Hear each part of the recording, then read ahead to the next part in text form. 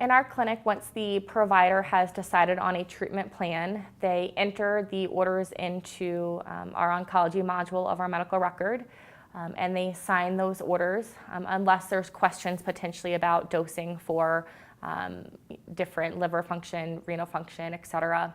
So they'll sign those orders. That chart then comes to the pharmacist to review. After we've reviewed the orders, made sure everything is appropriate, that medication is released to the pharmacy. All of our prescriptions typically go through our in-house pharmacy, and then they'll triage out if needed or if appropriate based on the patient's insurance. The pharmacy then does their processing in terms of prior authorizations or dispense count limits or any other kind of overrides that need to happen. Our in-house pharmacy has also pursued URAC accreditation, which is one of the higher standards for a specialty pharmacy or dispensing pharmacy, showing that they are really seeking after quality in patient care. And so they actually will give the patient a phone call as well to do some initial assessments. They will send out any manufacturer patient kits if possible, those kind of things when they're doing dispensing. And I know a lot of the other specialty pharmacies have similar accreditations or similar things like that. Once the medication is dispensed or processed by the pharmacy, typically they're mailed overnight to the patient at no charge, again, kind of depending on that pharmacy or where they're able to pick it up. And then we do have patients kind of, meanwhile all of this is happening, after that initial plan is placed, we have patients come in for a chemotherapy teaching, which is probably not the best term anymore since we have so many new terms like immunotherapy and targeted therapy and all of these different terms, but they come in for a teaching or an education session, which is one-on-one, so it's a pharmacist and the patient, and any family members, whoever it may be that they want to bring with them. And so that visit lasts anywhere from 30 to 90 minutes or longer, depending on how many questions the patient has. And in those visits, we review not just the drug itself, but we review exercise recommendations, nutrition recommendations. We do talk about advanced directives with the patient, regardless of their stage of diagnosis, their stage or diagnosis. And then we talk about the drug specifically. We talk about how they get the drug, so really explaining this whole kind of specialty pharmacy type process to the patient, that they can't just go to their neighborhood pharmacy and pick it up. Sometimes they can, but not usually. And then we talk through side effect management and what medications we'd recommend for them to have at home for side effect management. So for example, with abemaciclib, we do recommend that every patient has loperamide, and we will actually try to send that in as a prescription. So some insurances will pay for it and some won't. If they won't pay for it, we tell them to get it over the counter. If they will pay for it, then we have them do it through their insurance company. But things that we really think that they should have at home. These medications don't cause significant amounts of nausea. It's usually something that we'll send a patient home with a nausea prescription and tell them to fill just in case. Or I will occasionally give the patient the option to say, nausea is not very common with these medications, but if you would be more comfortable, I'll send the prescription now. If you want to wait and see, I don't want you to have another copay if you don't need it. So if you want to wait and see, just give us a call and we'll send it in, no questions asked, if you do start having issues. Otherwise, let us know if there are any problems. So we go through all of the side effects with the patient, any side effect management.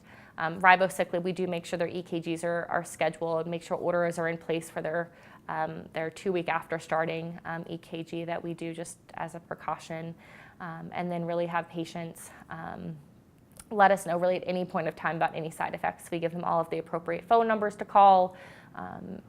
24 hours a day, we have an 8 to 4:30 nursing option for the clinic. It goes directly to a nurse. After hours, it would roll over to our on-call physician. And so making sure that they have all of that information and really understanding when they should call. And then lastly, patients do sign a consent for all IV or oral chemotherapy at our institution. For patients who have started on an oral oncolytic, we typically will try to schedule their appointment about a week to 2 weeks after they start therapy.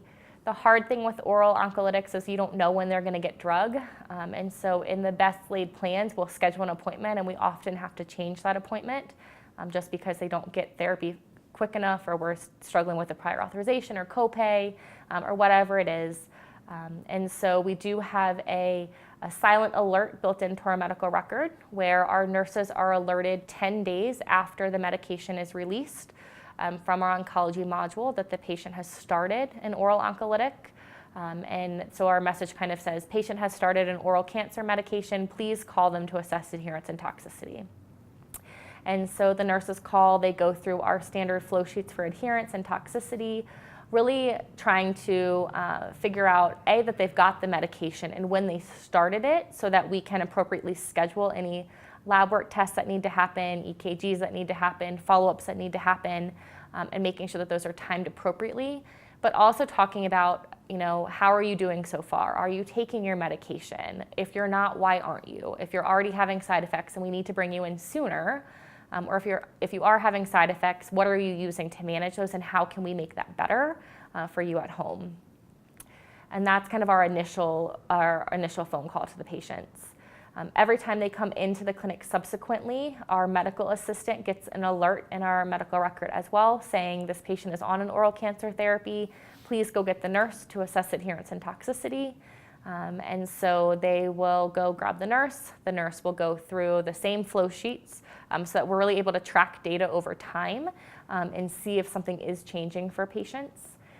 And then the physician or APP will come into the room to finish the office visit. We've really worked with our providers to say, before you go into the room, pull in that flow sheet information so that when you walk in the door, you already know what the patient is having issues with. So instead of walking in and saying, oh, Miss So-and-so, how are you doing? Have you missed any doses? Usually patients don't want to tell their providers that they're missing doses. And so the patient says, oh, I'm doing great. This flow sheet really allows them to have a little bit more of a conversation with the nurse about why they're missing doses. The nurse is able to document that, and then the provider is able to walk into the room and say, I see you've been missing doses for X, Y, and Z. Let's talk about how we can make that better. So our goal is that the provider visits are able to be more targeted and able to get the most out of them in the short amount of time that they really have scheduled with the patient. And so that follow-up goes on, and those flow sheets go on for as long as they're on the medication. So for an AI, for example, that's all 5 years or 10 years, whatever it may be. And then however often they come into the clinic, if that's once a week, they're asked once a week. If it's every 3 months, it's every 3 months. In terms of monitoring for efficacy, it depends on the patient and how they present. So we will typically repeat scans at certain periods of time. We certainly follow blood work.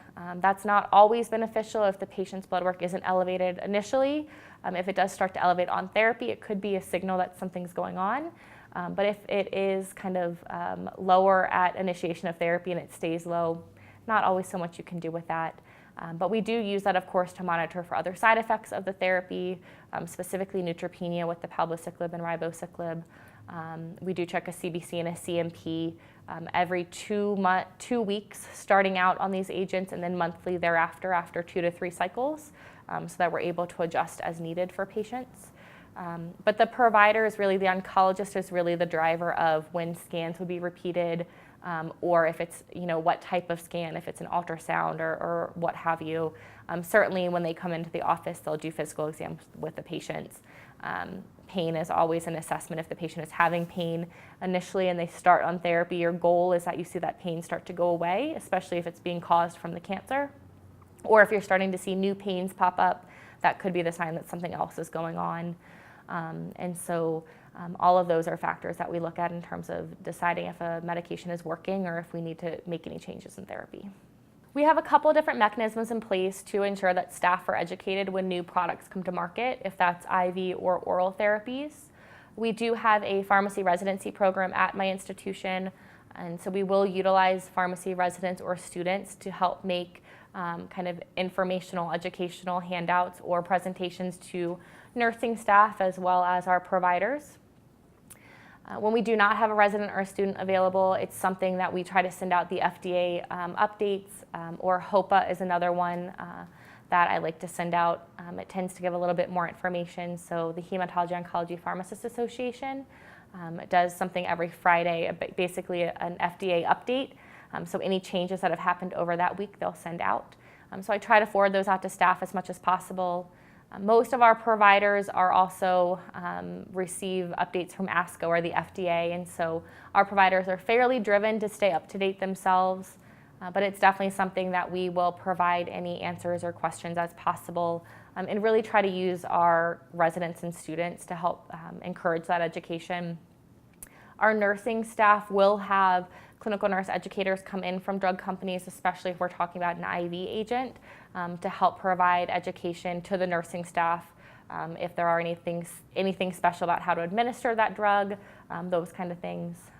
And so, but from an oral perspective, it typically falls back on the clinic for us to provide that education within the clinic to our providers and to our nurses.